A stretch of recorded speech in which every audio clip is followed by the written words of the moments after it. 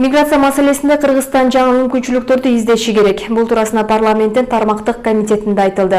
Ошол эле маалда эл өкүлдөрү Орусияда миграция кызматы менен Ички иштер министрлигинин өкүлчүлүгүнүн штаттык бирдигин көбөйтүү сунуштары өкмөткө айтылды. Комитет отурумунан кабарчыбыздын материалында сөз болот. Миграция кызматынын маалыматында жылына Орусиядан эле 350дөй кыргызстандык мигранттын сөөгү келет. Ошол жылдын 7 айында 500гө жакын адамдын сөөгү келген. Стратегиялык өнөктөш өлкөдөн жылына жүздөгөн мекендештин сөөгүнүн келиши улут үчүн трагедия. Евразийске кирип, бул экономикалык союз биздин үмүттү актаган жок. Элге берген мындай көп сөзүбүз жалган болуп чыкты. Мындай шартта биз жаңы мүмкүнчүлүктөрдү издешибиз керек өкмөт азыр.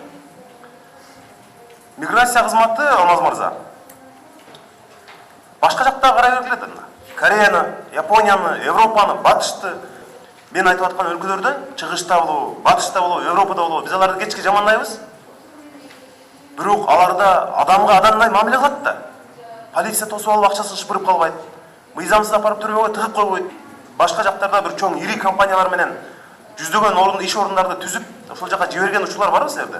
Араб мамлекеттерине бир 700гө жакын адам жөнөтөбүз. Жыл сайын Турцияга 1,5 миңге жакын, жакында Японияга 28 адамды жөнөттүк. Ал жерде абдан жакшы шарттар түзүп берип атат. Оркнабор Кореяга иштеп атат.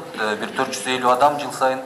Ушул жалпысынан жеке жумушка орноштуруу компаниялар менен чогуу бирликте алсак, бир 7 миңге жакын биз жумуш орундарын орноштурабыз. Жана Россия боюнча акыркы барып келгенде 4,5 миң центральный административный округ жатаканасы менен жумуштарды берди. Санкт-Петербургда 3 миңге жакын жумуш орундарын берди. Жаңы мүмкүнчүлүктөр менен кошо азыр көп сандаган мекендештер жүргөн Орусияда миграция боюнча өкүлчүлүк ачуу чечимин өкмөт кабыл алган.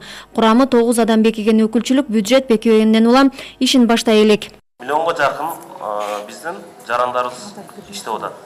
Ушул адамдарга 9 адам жетише алабы, ушулардын кызыкчылыгын коргоп, мамлекеттик деңгээлде коргоп алганы?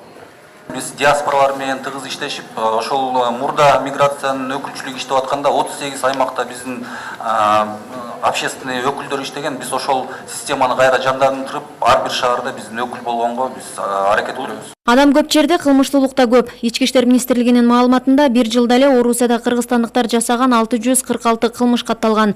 Ал эми кыргызстандыктарга карата жасалган кылмыштардын саны 400дөн ашат. Миллионго жакын кыргызстандык жашап иштеген федерацияда болсо Ички иштер министрлигинин 2 гана өкүлү бар. Россия боюнча айтарга 2 өкүлчүлүгү бар. Анын негизги милдеттери биринчиден ушул 2 министрликтин ортосунда биргелешкен иш-чараларда көмөк көргөзүү.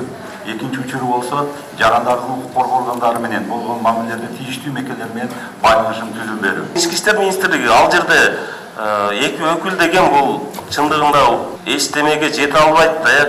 Биздин мына өзүңүздөр көрүп атасыздар, интернет булактарында канча деген өзүбүздүн жарандар, биздин кыздарды салап бүткүл дүйнөгө өзүбүздүн абырыбызды кетирип атышат да.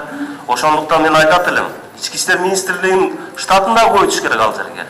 Миграция кызматы менен Ички иштер министрлигинин өкүлчүлүгүнүн санын көбөйтүү менен бирге өлкөбүздүн өзүндө өзгөчө миграция агымы күч аймактарда калк арасында миграция маселеси боюнча түшүндүрүү иштерин жүргүзүүчү маалымат борборлорунун ишин жандантуу да айтылды. Бул үчүн бюджеттен жетиштүү каражат бөлүнүшү керек дешет эл өкүлдөрү. Бурулай Пусурманкулова, Руслан Сабатаров, Сентябрь.